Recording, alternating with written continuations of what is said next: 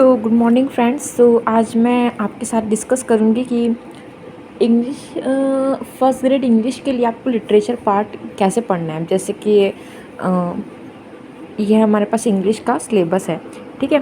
तो आपको पता है कि भाई हमारा जो पार्ट 1 है वो तो हम अगर 12th तक की जो बुक्स हैं वो पढ़ेंगे हम एनसीईआरटी की, तो उससे अपना काफ़ी क्लियर हो जाएगा जो हमारा पार्ट 1 है। अब बात आती है पार्ट 2 की, पार्ट 3 की, ठीक है। ये लिटरेचर आपका लिटरेचर पोर्शन होता है, जो आपका जो पार्ट 2 है, पार्ट 3 है। सबसे ज़्यादा क्वेश्चंस जो होते हैं ना वो इसमें से आपके पूछे जाते हैं, पार्ट 2 और पार्ट 3 में से। इसके ऊपर बहुत ही कम, मतलब शायद ही किसी ने वीडियो बनाया होगा कि लिटरेचर पार्ट कैसे पढ़े, इंग्लिश फर्स्ट ग्रेड इंग्लिश के लिए हम लिटरेचर पार्ट को कैसे पढ़ें, ठीक है ना। ये बहुत, क्योंकि इसमें काफ़ी कुछ ड्रामा, कुछ मतलब ऐसे चैप्टर्स हैं जो कि बहुत छोटे हैं कि ठीक है 2-3 पेज के, तो काफ़ी कुछ बड़े हैं, तो हम उनको कैसे कवर अप करें, ठीक है। तो सबसे पहले हम इसके बारे में हम बताएंगे कि आपको ये जो पार्ट 2 है एंड ये जो पार्ट 3 है, आपको ये कैसे पढ़ना है, ठीक है। देखो, पार्ट 2 के बाद हम दोनों पार्ट्स को हम साथ में लेके चलते हैं, ठीक है ना। आप ध्यान रखिए कि जैसे आपने पार्ट 1 पढ़ लिया, ठीक है, आपने 12th की बुक में से पढ़ लिया, पार्ट 2 पार्ट 3 के लिए आपको क्या करना है, आपको याद रखें कि जब भी हम लिटरेचर पार्ट पढ़ते हैं, ठीक है ना, तो लिटरेचर पार्ट के अंदर हमको ऑथर के ऊपर ज़्यादा फोकस नहीं करना है, ठीक है, कि उसकी ऑथर की माँ का, जैसे अब मैं अगर ये बात करूँ, जैसे पार्ट 2 के अंदर मिल्टन है, ठीक है, जॉन डन है, शैले है, एंड आपके हो गया कीट्स, हो गया शेक्सपियर, हो गया, ठीक है। ये जितने भी अपने जो ऑथर्स होते हैं ना, आपको इनके ऊपर बहुत ज़्यादा डिटेल मतलब स्टडी नहीं करनी है, ठीक है। आपको ये पता होना चाहिए कि भाई ये जो पोएम है ये किसने लिखी है। एक दो इनकी जो फर्स्ट पब्लिकेशन हुआ या कोई पुरस्कार वगैरह हो गया, तो वो आप थोड़ा ध्यान में रखिए, ठीक है। बाकी इसके अंदर इसकी बहन का नाम क्या था, इनकी माँ का नाम क्या था, इनके दोस्त कौन कौन थे, कहाँ से कहाँ गए, फिर कौन सी यूनिवर्सिटी से इन्होंने क्या करा, इतना ज़्यादा कौन सी विश्वविद्यालय से इसने क्या यूनिवर्सिटी से इन्होंने पढ़ाई करी है, ऑथर के बारे में आप पिछले प्रीवियस ईयर के पेपर उठा के देख लीजिए। ऑथर के बारे में ज़्यादा नहीं पूछते, ठीक है ना। फर्स्ट ग्रेड पेपर में इंग्लिश के पेपर की बात करें तो इसमें ज़्यादा ऑथर के बारे में आपसे नहीं पूछेंगे, ठीक है। अब पहले तो आपको ये ध्यान रखना है कि मेरे को डिटेल में ऑथर के बारे में स्टडी नहीं करनी है। जो अगर आप ये बेवकूफ़ी ना करेंगे, नहीं आप ऑथर के पीछे पड़ गए, उसका पूरा आप हिस्ट्री जानने बैठ गए, नहीं, ठीक है। मेन नाम इम्पॉर्टेंट कि 1-2 बुक्स के नाम रख लीजिए, याद रख लीजिए, वैसे इतना पूछते ही नहीं पहली बात तो, ठीक है। सेकंड है, अब जैसे इनमें से क्वेश्चंस कैसे पुटअप होते हैं, ठीक है।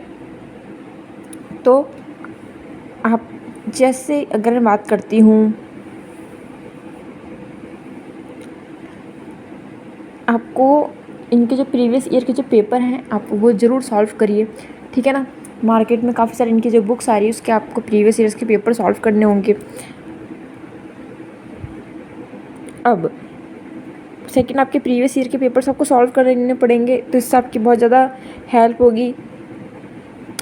थर्ड है, ये देखिए, आपको स्टेटमेंट वाले जो क्वेश्चंस होते हैं ना, कथन वाले जो क्वेश्चंस हैं, ठीक है, वो आपको ज़रूर याद रखने हैं।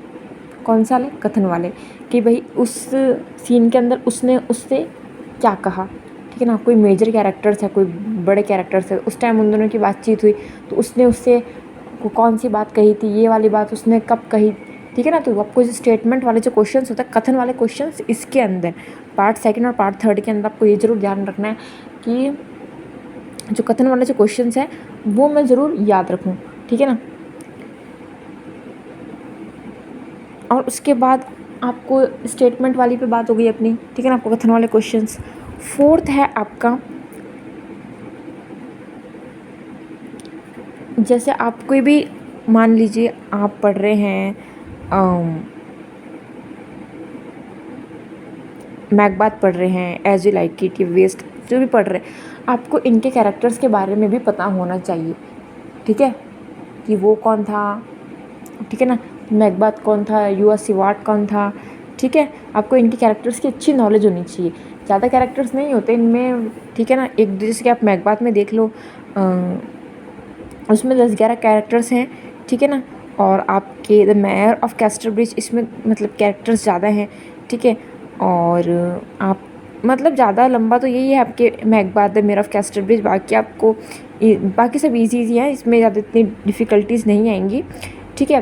तो आपको इनके कैरेक्टर्स को भी ध्यान रखना है, आपको स्टेटमेंट्स ध्यान रखना है कि भाई किसने किससे क्या कहा, ऑथर के बारे में डिटेल में नहीं पढ़ना है। और आपको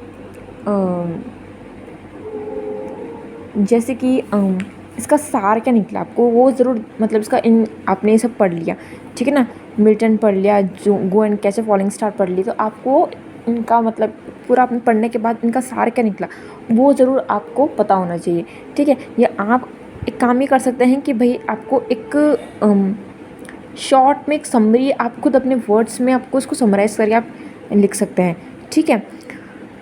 इन सबसे भी पहला आपको ये काम करना है कि अब हम इसको पढ़ेंगे कैसे, ठीक है। जैसे कि ऑन इज ब्लाइंडनेस होगी, गो एंड कैचिंग फॉलिंग, एक दिन में ये है ना, जैसे ये तो छोटी छोटी सी आपके जो पोइट्री है, जैसे कि ऑन इज ब्लाइंडनेस हो गई, go and catching falling star, ये तो आपके बहुत छोटी छोटी सी पोएम्स हो गए, आप इनको याद कर सकते हैं, ठीक है। प्रॉब्लम कहाँ आने वाली है, मैकबेथ और एज यू लाइक इट में, ये दो बड़े बड़े मतलब आपके जो ड्रामा हैं, ठीक है। आपको इनके क्या करना पड़ेगा, आपको हिंदी में दो तीन बार आपको इनकी मतलब याद रखनी पड़ेगी आपको कि मैकबेथ क्या है, एज यू लाइक इट क्या है, ठीक है ना, in place of chimney sweeper, the mayor of Casterbridge, the vendor of sweets. इनको आपको मतलब 2-4 बार आपको हिंदी में आपको मतलब पूरी इसको एक बार अच्छी तरह से आप पढ़ना, ठीक है। 2-4 बार आप इसको पढ़ोगे ना तो आपको बिल्कुल एकदम दिमाग में एकदम क्लियर हो जाएगा कि इसके कौन कौन से इम्पॉर्टेंट कैरेक्टर्स हैं। और आप जैसे कि आप मैकबेथ पढ़ रहे हैं, ठीक है, इम्पॉर्टेंट आपका जैसे सबसे इम्पॉर्टेंट ये है आपके Macbeth, for example upon Macbeth पढ़ रहे हैं, ठीक है ना, तो अपन क्या करेंगे, एक पेज के ऊपर इसके अंदर जितने भी इम्पॉर्टेंट कैरेक्टरिस्टिक्स हैं आप वो पूरा एक पेज के ऊपर आपको वो लिखना पड़ेगा कि भाई इसके अंदर ये कैरेक्टर्स हैं, ठीक है। तो आप पढ़ेंगे तो आपको एक दिमाग में ध्यान में रहेगा, ठीक है। प्लस आपको ये ज़रूर ध्यान रखना पड़ेगा, अगर आप ड्रामा पढ़ रहे हैं, फिक्शन पढ़ रहे हैं, या ये the waste land, the bird cry the peacock, ठीक है ना, ये चीज़ें पढ़ रहे हैं, तो आपको ये भी ध्यान रखना पड़ेगा कि ये जो सीन है ये कहाँ पिक्चराइज़ किया गया, ठीक है ना, कौन कौन से किले में हुआ ये, ठीक है ना, पहला जो सीन है ये कहाँ चित्राया गया था, कहाँ इसका जो दृश्य है वो कहाँ किसी होटल में हुआ था या कहीं किले में हुआ था, कोई महत्वपूर्ण घटना है वो किस स्थान पर हुई थी, तो ये चीज़ें ज़रूर ध्यान में रखनी है, ठीक है। तो इस तरह की जो चीज़ें हैं वो आपको थोड़ा सा ध्यान में रखनी है, पुराने पेपर्स से आपको बहुत हेल्प मिलेगी, ठीक है ना। आपको और जो घटनाएं मतलब जो जिन इम्पोर्टेंट प्लेसेस पे जो घटनाएं घटी है, ठीक है ना, जैसे कि मैकबेथ है, ठीक है ना, उसमें राजा की जो हत्या है वो कौन से किले के अंदर हुई थी, तो ये जो सीन्स जहाँ जिस जगह आपको पिक्चराइज़ किया गया आपको वो भी ज़रूर आपको ध्यान में रखना, आपको स्टेटमेंट्स ध्यान में रखना है, उस टाइम उसने क्या कहा था, ठीक है ना, और जो इम्पोर्टेंट जो घटना घटी थी, ठीक है ना, कब घटी थी, उस टाइम जब घटना घटी थी उस टाइम कौन कौन था, ठीक है ना, उसके बाद क्या हुआ, मतलब पूरा इतना लंबा चौड़ा पढ़ने की आपको मेन चीज़ें आपको ध्यान में रखने की ज़रूरत है। अब जो प्रीवियस ईयर के जो पेपर्स हैं वो ज़रूर आप लेके बैठना, उससे बहुत ज़्यादा हेल्प होगी, ठीक है ना।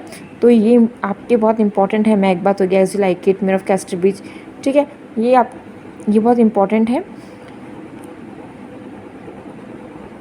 तो आप ये ज़रूर आपको ध्यान में रखना पड़ेगा कि हमको इनको पढ़ना कैसे है, ठीक है ना, पढ़ने की भी एक ट्रिक होती है, ठीक है ना। एक तो पढ़ रहे हैं पर कुछ समझ में नहीं आ रहा तो वाली चीज़ नहीं होनी चाहिए। आप चाहें तो इनके खुद के वैसे तो इनके बुक्स आती है स्टैंडर्ड की, अगर आपको ये पढ़ना है जैसे कि मार्केट में आपको मिलेगी, एज यू लाइक इट के लिए आपको आप रामा ब्रदर्स की बुक्स ले सकते हैं, इन सब के लिए आपकी बुक्स है किश माहेश्वरी की, ठीक है ना, मार्केट में मिलेगी। और आप चाहें तो खुद के, जैसे मैंने तो क्या करा था, पिछली बार मेरा इंग्लिश मैंने दिया था फर्स्ट ग्रेड का, पहली बार दिया था मैंने फर्स्ट ग्रेड का मैंने पिछली बार, तो उसमें ये इंग्लिश का एग्ज़ाम तो मतलब पेपर निकल गया था, बट जो मेरा जीके वाला था वो मेरा रह गया था, ठीक है ना। तो कोशिश इस बार मेरी ये रहेगी कि मैं इस बार जीके के पेपर पे फोकस करूँ, ठीक है ना।